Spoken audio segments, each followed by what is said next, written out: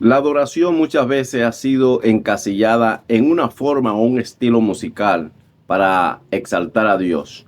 Pero hoy quiero hablarte de tres formas en las cuales podemos expresar adoración a nuestro Creador. Quédate conmigo hasta el final de este video y descubre estas tres expresiones de adoración. Dios te bendiga y conceda la petición de tu corazón. De la primera expresión de la cual quiero hablarte es de la adoración en la oración. La adoración en la oración. Muchas veces venimos a Dios para hablar con Él y traemos nuestros ruegos, nuestras súplicas, nuestras peticiones delante de Dios. Eso es bueno porque es bíblico, pero la pregunta que quiero hacerte es, ¿qué tiempo en la oración le dedicas a Dios para adorarlo? ¿Qué tanto tiempo adoras a Dios en medio de tus oraciones? La adoración es lo principal en la oración. ¿Por qué? Porque el acercarnos a Dios debe ser motivado por quién es Él para nosotros. Cuando Jesús le enseña a orar a sus discípulos, les enseña el modelo de oración que es el Padre Nuestro, el cual comienza diciendo: Padre nuestro que estás en los cielos, santificado sea tu nombre. La adoración se trata de darle el lugar a Dios que le corresponde en nuestras vidas. ¿Quién es Dios para nosotros? Según la oración de Jesús es Padre nuestro. Nos identificamos como hijo y lo identificamos a Él como Padre. Por eso les damos el lugar que le corresponde como Padre. Segundo, dice: santificado sea tu nombre. Primero, exalta uno de los atributos poderosos, hermosos, maravillosos de Dios: santo, santo, santo. Santificado sea tu nombre. Imagínense, cuando Jesús habla del Padre Nuestro, coloca el arrepentimiento casi al final de la oración. ¿Sabes por qué? Porque primero está la adoración. Dios siempre va a recibir tu adoración porque tú eres su hijo. Y nada puede manchar ese momento de adoración. Por eso, siempre acércate a Dios con una adoración genuina.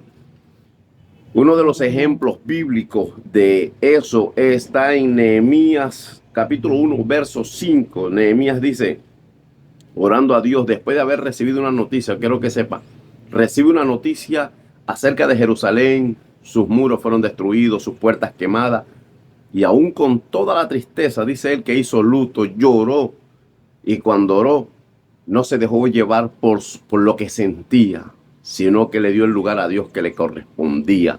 Y dice el versículo, Nehemías 1:5, y dije: te ruego, oh Jehová, Dios de los cielos, fuerte, grande y temible, que guarda el pacto y la misericordia a los que le aman y guardan sus mandamientos. Fíjese cómo él le da el lugar a Dios, grande, poderoso. Dios era todo para Nehemías y no iba a dejar que su dolor, que su tristeza lo llevara a presentar simplemente sus peticiones, sino que le dio primeramente el lugar que le correspondía a Dios en su vida. Una oración similar a esta encontramos en Daniel capítulo 9, versículo 4. Leamos lo que dice Daniel en su oración. Verso 4 dice: y oré a Jehová mi Dios e hice confesión diciendo: ahora, Señor, Dios grande, digno de ser temido, que guardas el pacto y la misericordia con los que te aman y guardan tus mandamientos. Primero que todo le da la exaltación a Dios. ¿Quién es Dios para Daniel? Él lo expresa en la oración en primer plano. Entonces, lo que quiero que entendamos es que cuando somos verdaderos adoradores, vamos a darle el lugar a Dios que corresponde. No vamos a llevar simplemente nuestras peticiones, sino que vamos a adorarlo siempre.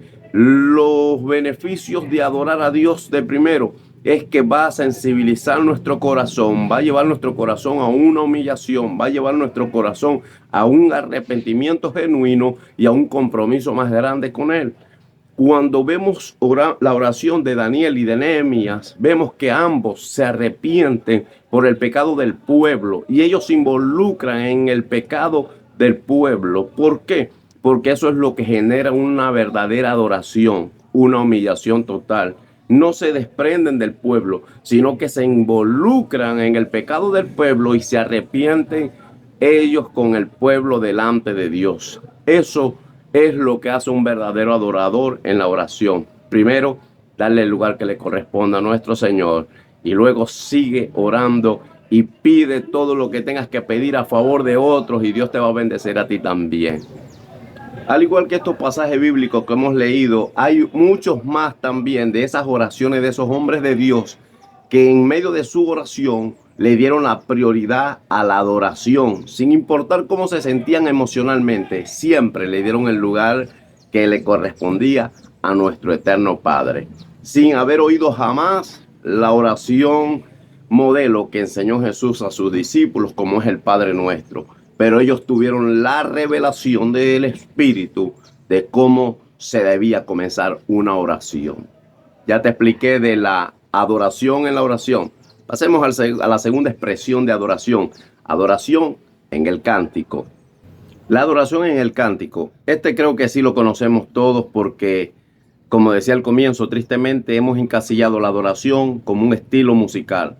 Pero ya te hablé de la adoración en la oración. Ahora, en el cántico, Pablo dice en Efesios 5:19, y hablar entre vosotros con salmos, himnos y cánticos espirituales. Cuando decimos que hablamos o cantamos salmos, no nos estamos refiriendo solamente al libro de los salmos. Hablar o cantar salmos se refiere a hablar conforme a las escrituras, desde Génesis hasta Apocalipsis.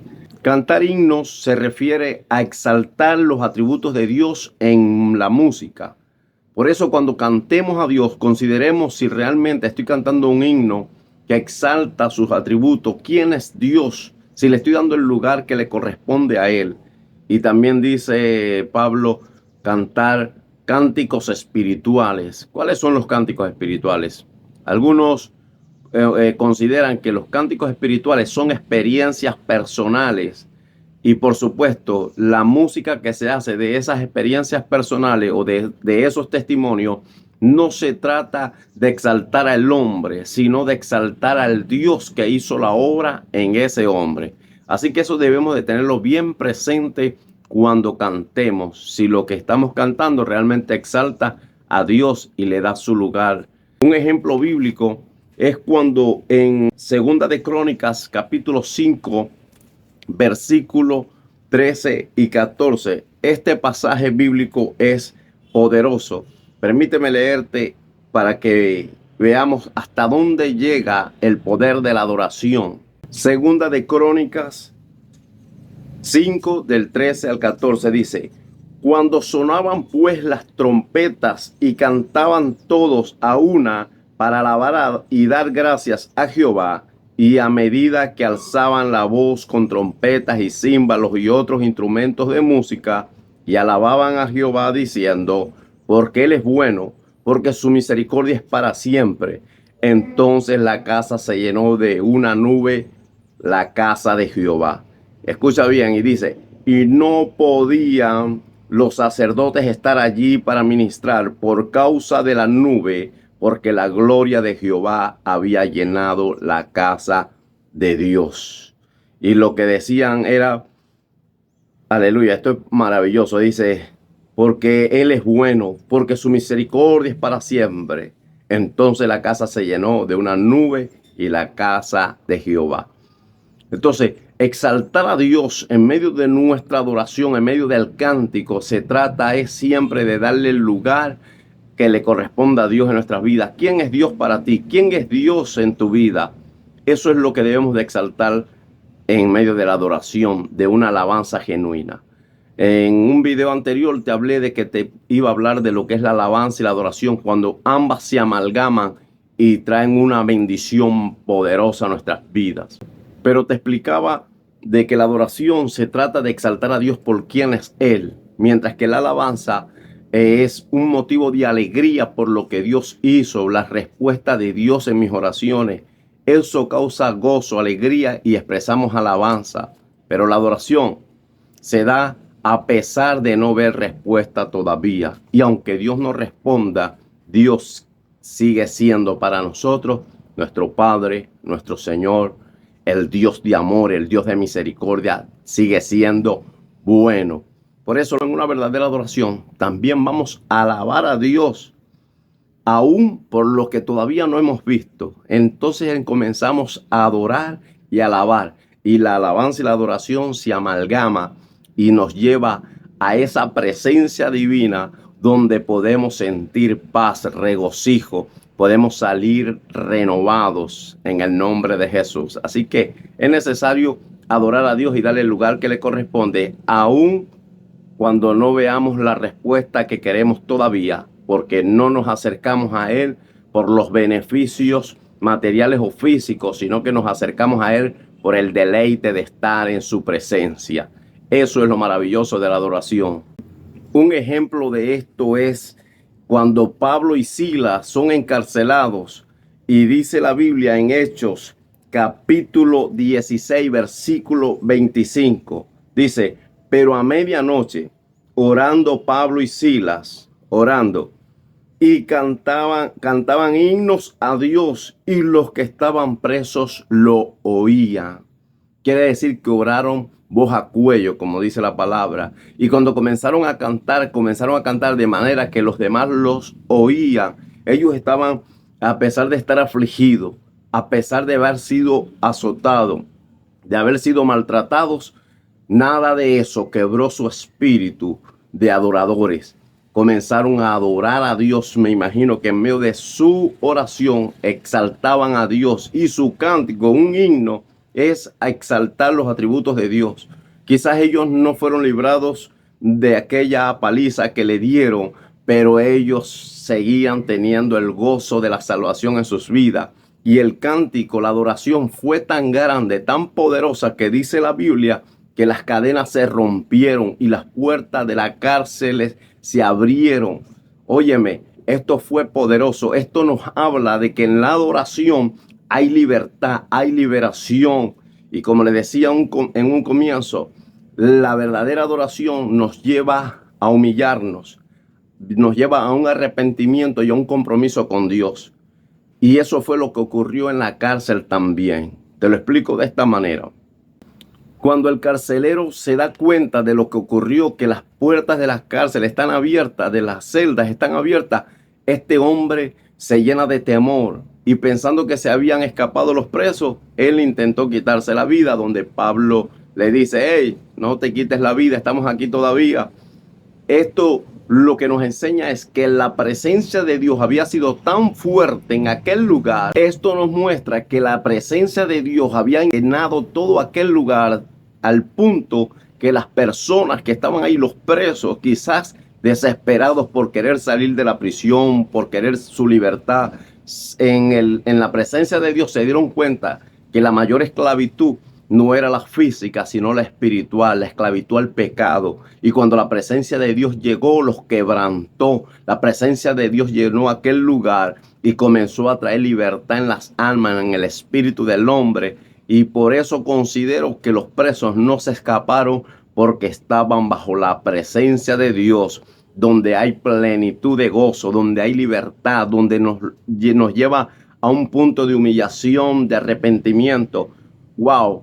Esto que ocurrió en aquella cárcel fue algo maravilloso, algo poderoso. Por eso no te canses de adorar a Dios con cánticos en la oración. Y sigamos adelante, porque todavía te voy a explicar el tercer punto, la tercera expresión de adoración. Ahora quiero hablarte de la tercera expresión de adoración, la adoración como estilo de vida. Hemos visto la adoración en la oración, la adoración como cántico, y ahora vamos a ver la adoración como estilo de vida. La adoración entonces es exaltar a Dios por sus atributos, por quién es Él para nosotros, y también es darle el lugar a Dios en nuestras vidas, el lugar que le corresponde.